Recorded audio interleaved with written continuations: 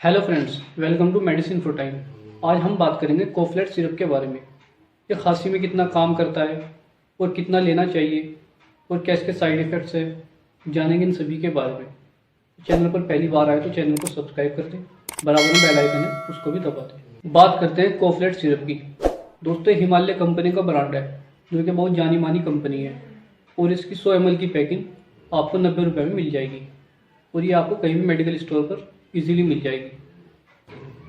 बात करते हैं इसके इंग्रेडिएंट्स की, यानी कि इसमें क्या क्या मौजूद है।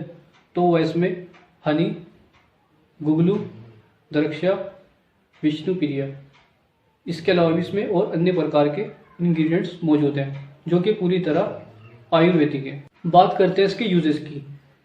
ये सूखी खांसी और बलगम वाली खांसी में दोनों में ही काम करता है।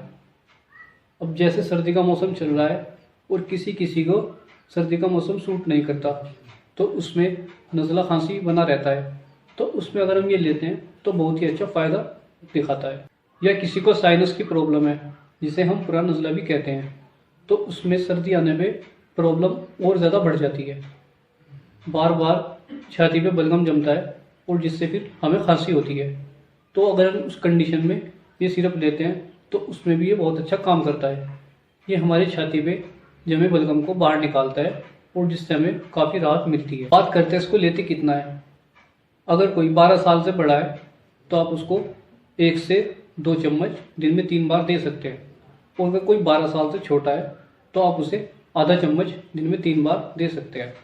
साइड इफ़ेक्ट की बात करें तो अब तक इसके कुछ देखे नहीं गए, लेकिन फिर भी अगर आपको दिखाई देते हैं तो आप अपने डॉक्टर से मिले और उन्हें बताएं। उम्मीद करता हूँ आपको ये जानकारी अच्छी लगी होगी। अच्छी लगी हो तो लाइक करें, चैनल को सब्सक्राइब करें। अपना ध्यान रखें। धन्यवाद।